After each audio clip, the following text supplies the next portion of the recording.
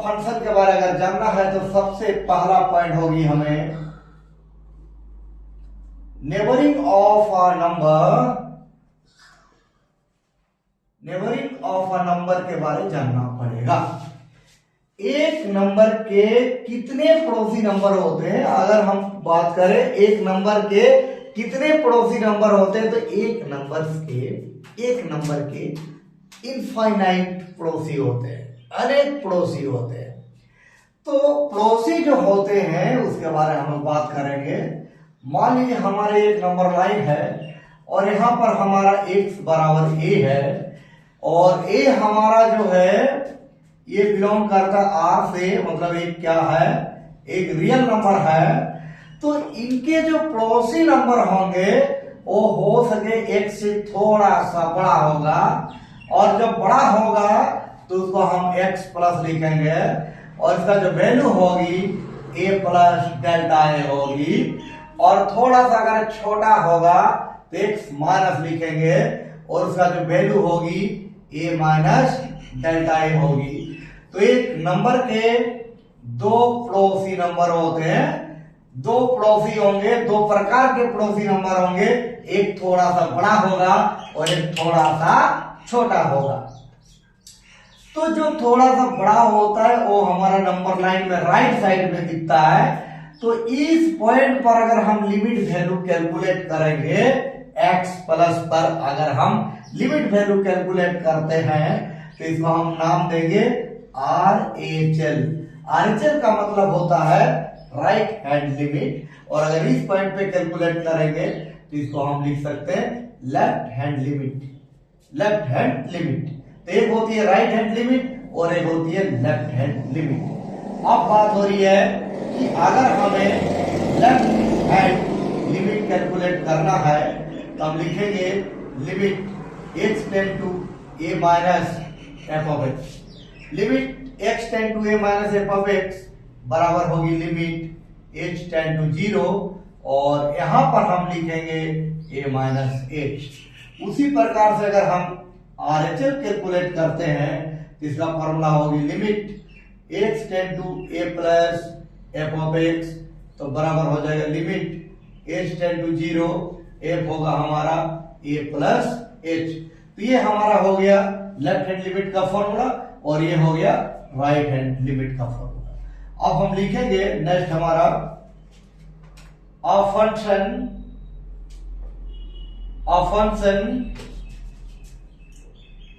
f of x. Our function f of x is continuous at x बराबर a। Our function f of x is continuous at x बराबर a।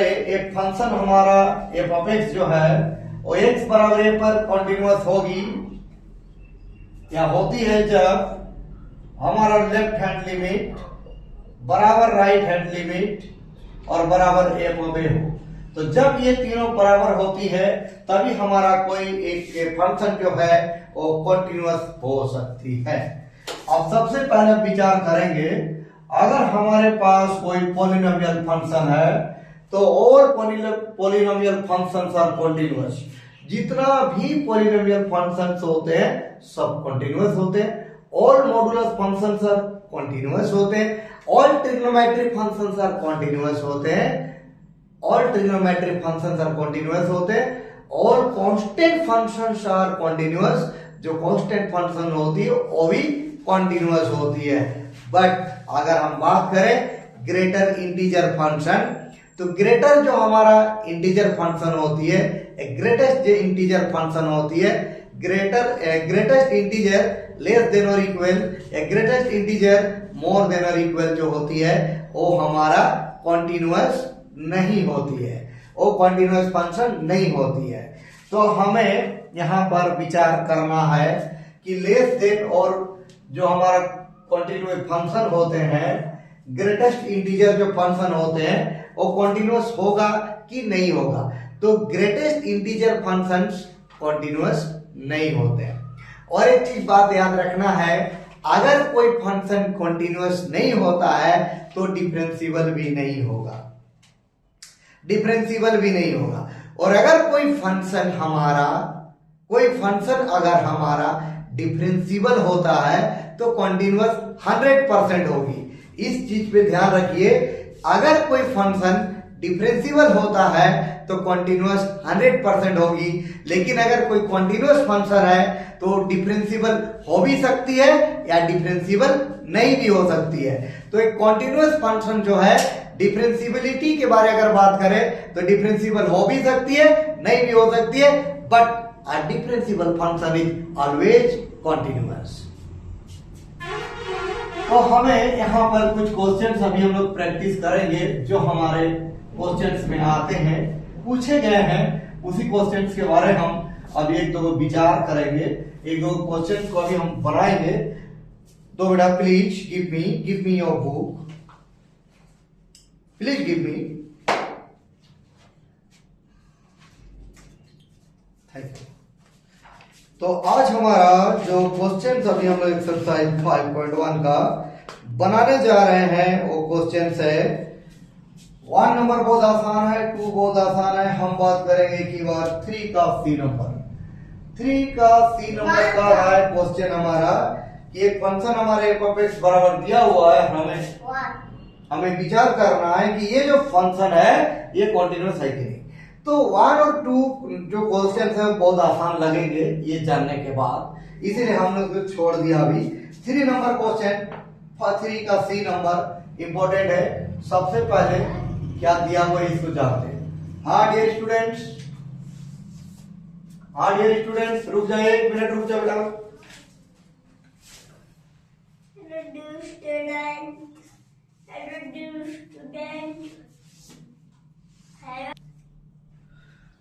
अच्छा जरा ध्यान दो, हम लोग जो क्वेश्चन अभी बनाने जा रहे हैं वो क्वेश्चन है हमारा 3 का सी नंबर, और हमारा क्वेश्चन f(x) बराबर कहता है f(x) इक्वल टू कहता है, please sit down. f(x) equal to कहता है कि हमारे पास x² -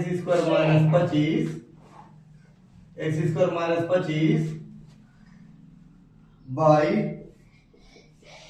x + 5 x this equal to 30 है। ये हमारे पास एक क्वेश्चन है और इस क्वेश्चन में हमें कैलकुलेट करना है, चर्चा करना है कि ये फंक्शन कॉन्टिन्यूअस है कि नहीं। तो सबसे पहले हम लिखेंगे लेट x इक्वल टू हम ले लेंगे और यहां लिखेंगे वेयर, हम लिखेंगे क्या, ये बिलोंग करता है किसे, r से। सबसे पहले हम निकालेंगे f(a), तो a² माइनस क्या है 25, पाई कितना है a + 5 है, तो 25 को हम लिखेंगे 5 स्क्वायर। उसके बाद हमारा a² - b², एक बार लिखेंगे -b और एक बार लिखेंगे a + b, ये इसे कटेगा a - 5, ये हमारा होगा। उसके बाद हम लिखेंगे लेफ्ट हैंड लिमिट, तो लेफ्ट हैंड लिमिट लिखेंगे x tend to a minus f(x), तो हमारा होगा limit h tend to a minus हमारा h होगा। आफ्टर दैट हम क्या करेंगे, लिमिट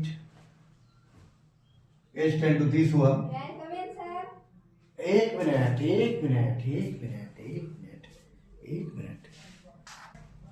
तो देखो अब हमने क्या करना है, ये जो वैल्यू है ना इसको x के जगह बैठाएंगे। देखिए यहाँ x दिख रही है, तो x के जगह बैठाना है a minus h whole square minus 25 और नीचे है a minus h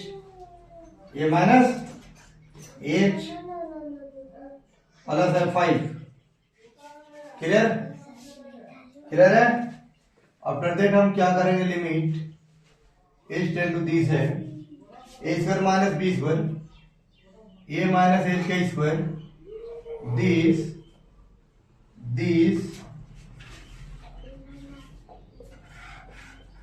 limit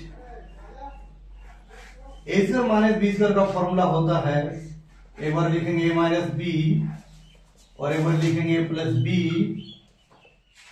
A minus H plus this, ये से कैंसल आउट करेगा। अब हम लिमिट का मान बैठाएंगे, तो लिमिट का मान तो हम बैठा दिए, तो हमारा कितना आएगा वैल्यू, ये होगी हमारा एलएचएल। आफ्टर दैट हमें फाइंड आउट करना है आरएचएल। तो आरएचएल बराबर होती है formula limit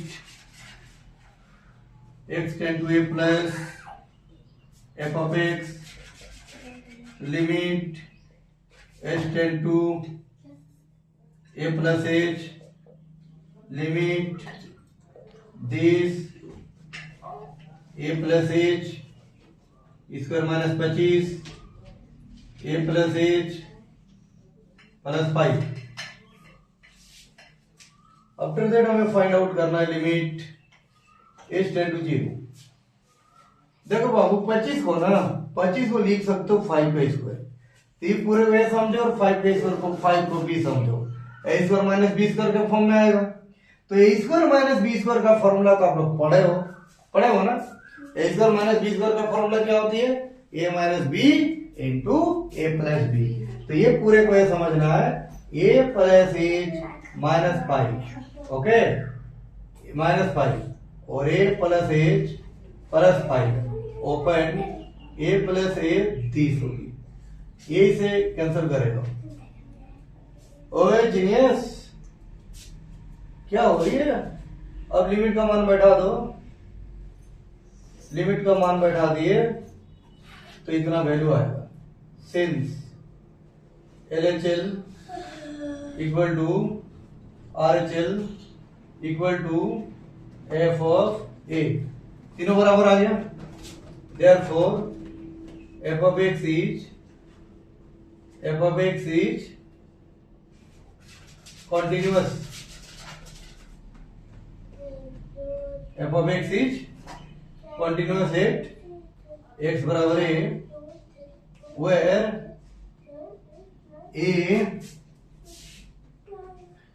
a belong r, comma करके लिख देना चाहिए a not equal to -5, okay. तो यहां पे लिख देंगे हम लोग where a belong r, but a not equal to -5, ये हमारा बेटर होगा, ठीक है। तो हमारे एफ ऑफ एक्स बराबर दिया हुआ है इतना, एफ ऑफ एक्स हम लोग निकाल लिए, एलएचएल भी निकाल लिए, आरएचएल भी निकाल लिए। निकालने के बाद क्या हुआ, since LHL equal to RHL बराबर हमारा एफ ऑफ एक्स हो गया। एफ ऑफ एक्स हमारा कॉन्टिन्यूअस आ गया, 8 कितना पे, एक्स बराबर ए पर। और ए क्या है बोलोगे तो कोई भी दुनिया में तुम्हारा दिमाग में कोई भी नंबर आ रही है तो वही है, ठीक है, बट -5 नहीं है।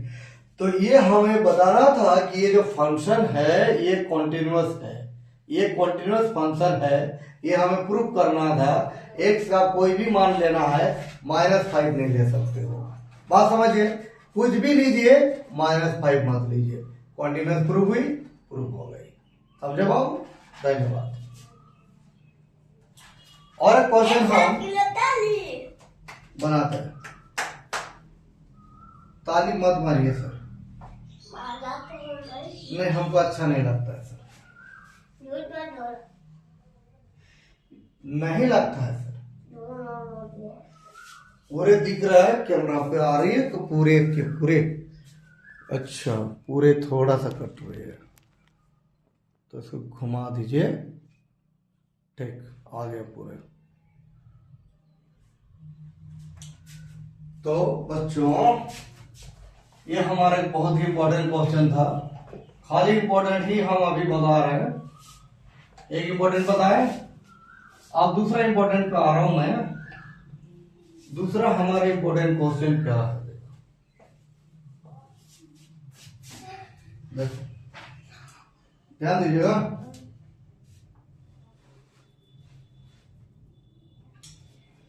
हमारा क्वेश्चन है 3 का ही और एक बना देता हूं, 3 का बी नंबर क्वेश्चन कह रहा है कि एफ ऑफ एक्स बराबर 1/x - 5 है। एक्स का वैल्यू कह रहा है कि 5 नहीं लेना हो, तो हम भी जान रहे हैं अगर हम एक्स का वैल्यू 5 ले लेंगे तो 5 में 5 घटेगी, 0 आ जाएगा। 0 आता है मतलब क्या, जीरो आधा मतलब क्या, इनफाइनाइट, नॉट डिफाइंड। तो हम क्या लिखेंगे, लेट करेंगे x बराबर है वर, सारे चीज वर्णन होगी पहले, ए बिलोंग करती है R से, ठीक है, but A not equal to क्या है हमारा 5। उसके बाद हम क्या करेंगे, एफ ऑफ ए निकालेंगे, ए माइनस आएगा 5। फिर हम क्या निकालेंगे, लेफ्ट हैंड लिमिट निकालेंगे। तो लेफ्ट हैंड लिमिट क्या होगा, limit x tend to A minus क्या होगा, एफ ऑफ एक्स। तो हमारा क्या आएगा, limit h tend to this, A minus हमारा h होगा, लिमिट दिस आएगा, इसको x के जगह बैठाएंगे 1 by A minus h minus 5। फिर हम लिमिट बैठा दें तो 30 ए माइनस 5 आ गया। एंड हम निकालेंगे आर एच एल, लिमिट क्या होगा, x tend to A plus F of X. तो limit f plus h, limit 1 by A plus h minus 5। तो हमारा क्या आएगा, दिस आएगा, इतना वैल्यू आएगा हमारा आर एच एल। अब हमारा क्या है, since L H L equal to R H L equal to हमारा एफ ऑफ एक्स, तीनों के तीनों वैल्यू बराबर आ गया बेटा। इसीलिए हम लिख सकते हैं therefore F of X is continuous at X बराबर है where A belong R but A not equal 5। ये हमारा क्या हो गया, प्रूव्ड हो गया। इस प्रकार से हम लोग सिद्ध कर सकते हैं कि कोई भी फंक्शन दिया हुआ रहेगा तो हमारा कंटिन्यूअस है कि नहीं प्रूव कर सकते हैं। क्या समझे, समझ में है ना। एफ ऑफ ए निकालेंगे, एल एच एल निकालेंगे, आर एच एल निकालेंगे, देखेंगे तीनों अगर बराबर आ गया तो कंटिन्यूअस होगा। तो ये हमारा एक फंक्शन दिया हुआ था, चर्चा करना था कि कंटिन्यूअस है कि नहीं। एक्स का कुछ भी मान लेके सॉल्व करिए, आपको हमेशा कंटिन्यूअस ही मिलेगा। समझे बच्चों, प्यार से पढ़िए, जम कर पढ़िए।